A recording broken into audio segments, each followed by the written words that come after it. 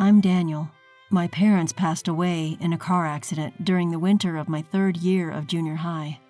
At that time, my younger brother John had just entered elementary school and couldn't do much without someone's help. Our relatives weren't unkind people, and they mourned our misfortune with us.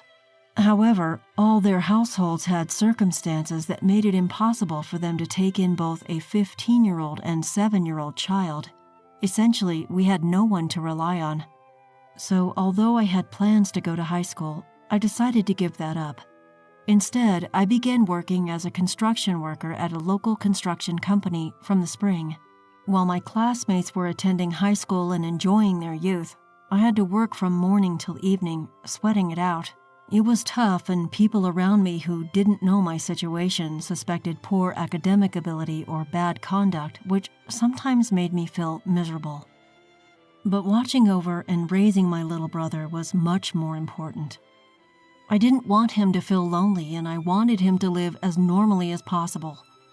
Therefore, I worked my tail off every day, doing house chores even though I wasn't used to it, and helping him with his studies at night, spending all my time raising him.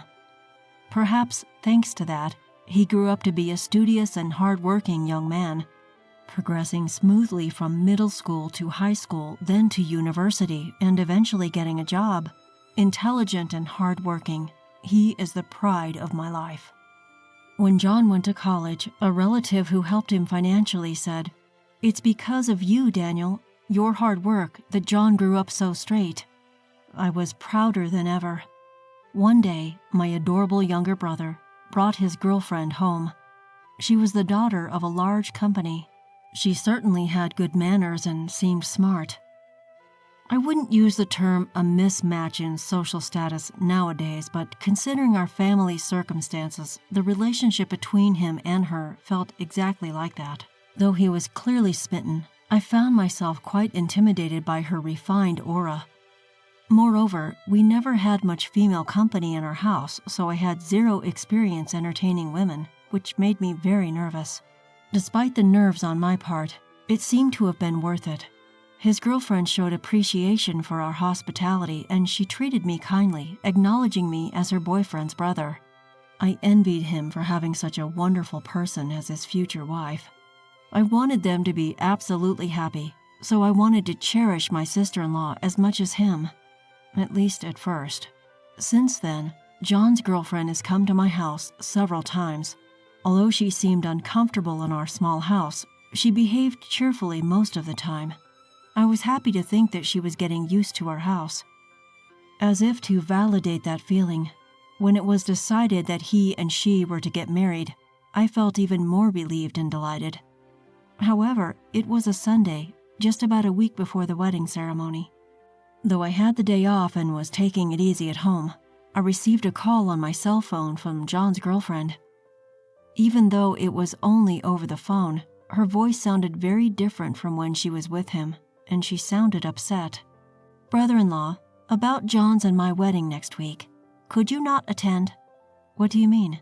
I asked, surprised, but she continued without paying attention. "Well, you see, my family has a fair bit of stature. I can understand John being there because he's brilliant and handsome regardless of his background. But for someone like you, Daniel, who lacks educational and professional credentials, to be part of our family is a bit troubling, let's say. It's not just about me. I can't put my parents through the embarrassment or discomfort." She spoke clearly, not mincing words. John had told me that he liked her straightforward personality, but to me, it was just cruel. "I understand that legally you can't sever the ties of brotherhood, so I'll give up on that. But at the very least, I would like to pretend you don't exist. All I'm asking is for you to not attend the wedding and not be present at family gatherings. Can you do that, for the sake of John's and my bright future?" Regardless of how she feels, when she says it's for his bright future, I can't deny her words. After all, I've lived my life up until now for his happiness. I can't go against that policy at this point, even if that meant I couldn't be present on his big day. "I understand your point.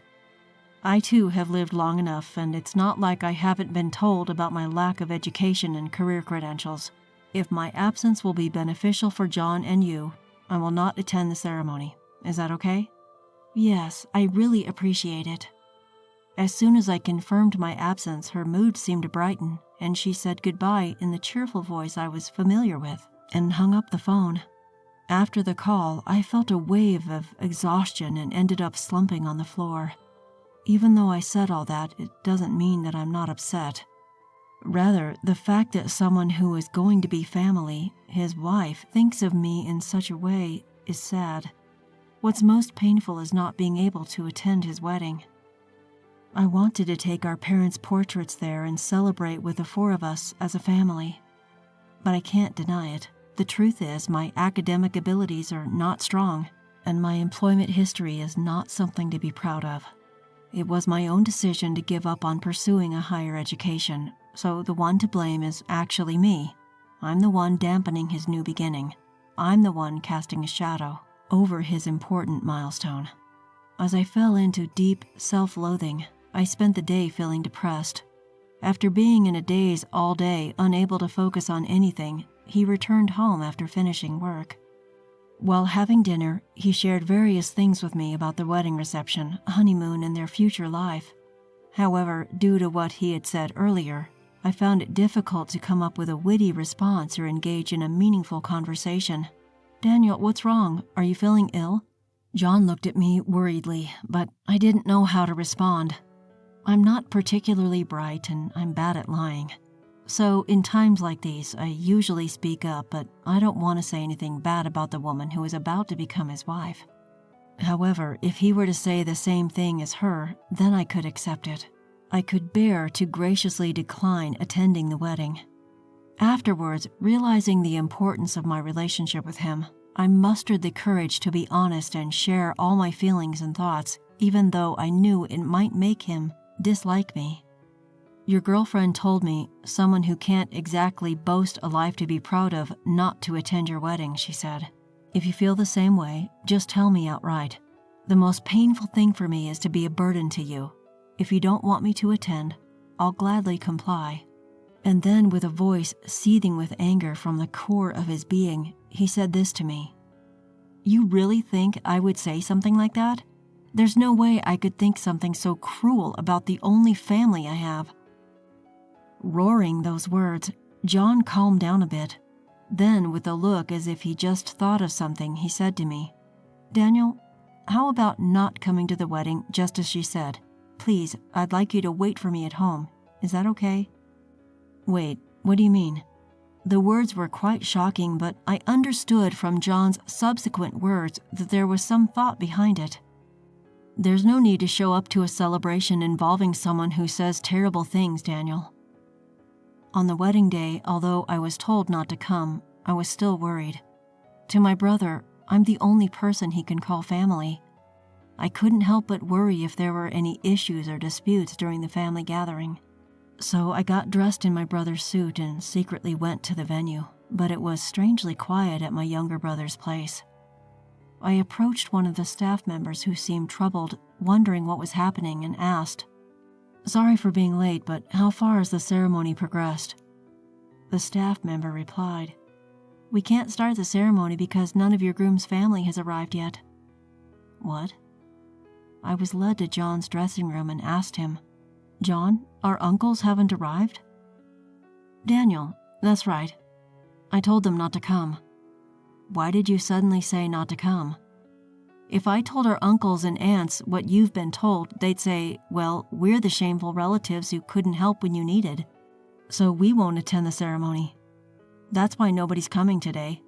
I just thought I'd eat the food and go back. It's a waste otherwise." That's completely outrageous. I can't hide myself shaking up. Why would the entire family go to such lengths to make things difficult? It was supposed to be a day of celebration for you. What could have possibly led them to such a decision? Seeing my silence, John reassured me by saying, "I loved her, but I can't forgive her for what she said to you. My pride. Uncles in our family feel the same way. If she can't consider you as family, I can't be part of hers. I'm thinking of breaking off the engagement." Just as John finished speaking, a woman burst into the room. John's girlfriend was in her bridal gown. "How long are you going to keep me waiting? We're already past the start time."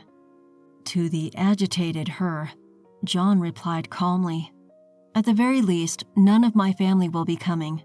Daniel here didn't come for this wedding. He's just here to see me. Let's just have our meal and call it a day. As for you and me, we can't get married.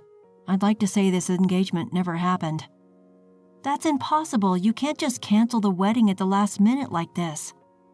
John's response to his girlfriend, whose face turned red with embarrassment and anger, was cold. "You seem to have said some pretty terrible things to him. Remember the family issues we discussed before? Knowing all that, you decided to say something that would upset him, and while I wasn't around at that, I was pretty surprised at first how low you could stoop, but then I realized you're exactly the type to do something like this. You only see people based on their achievements, don't you? Unfortunately, I'm also what you'd call a failure raised by another failure, so I can't marry a woman who doesn't care about my family." She burst into tears. "I'm just telling the truth. I can't introduce a family where the husband's family consists of only high school dropouts working in construction. How shameful." I asked myself if I could remain silent after being talked to like that. John defended me and sided with me, and if I kept my silence, it would make him look foolish. This was an issue between her and me. While she might be right, I have lived my life doing my best. It hurts when someone who knows nothing about me looks down on me.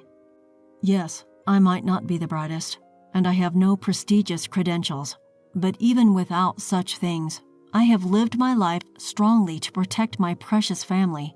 You have no right to deny my way of life."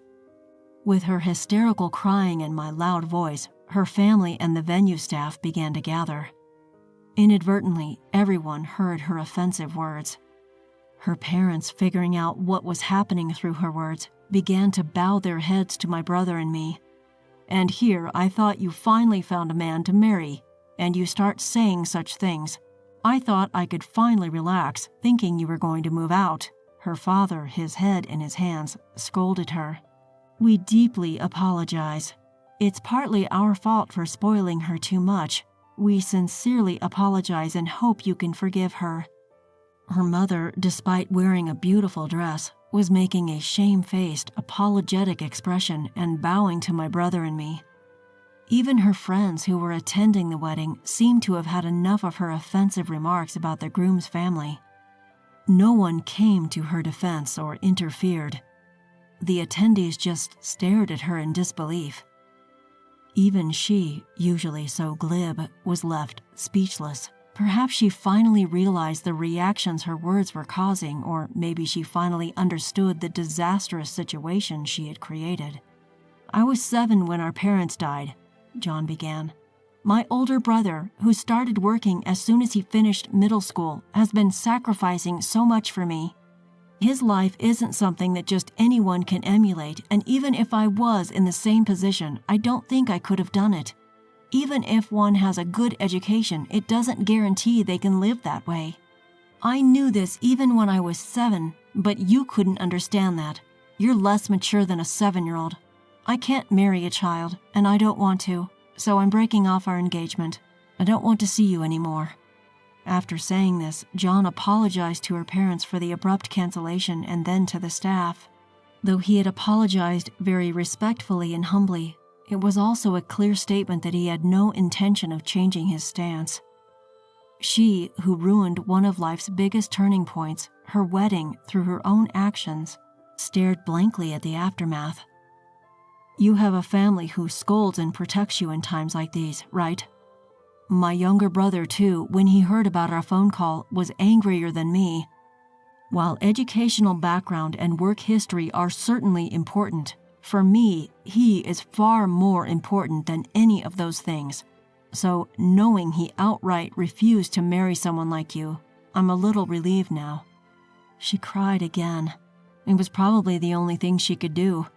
And so, the wedding ceremony was canceled before it could even begin. Afterward, John really did break off the engagement with her. Since they hadn't submitted their marriage license yet, There were no procedures to be taken care of, and he quickly cut ties with her.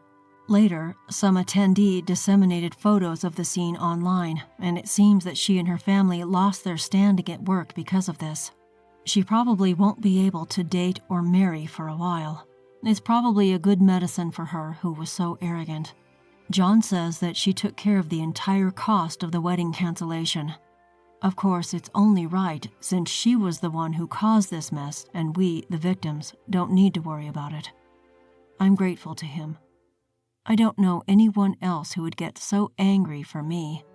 Not just because we're family, but because he respects me as a person, and although this isn't the ideal circumstance, I got to learn this again. After this incident, it feels like our bond as brothers has deepened even more. I'm really proud of John, whom I've raised with care even though we don't have parents, for growing into such a fine person. Encouraged by him, I started studying for my high school equivalency exam, something I'd been contemplating for a while. A year later, I passed the exam and switched jobs. It's a completely different field from what I was doing, but learning something new is fun. While working hard, I got my first girlfriend. Of course, she's a woman who values me and my precious family. I plan to invite her over and introduce her to John soon. I want to brag about my wonderful younger brother.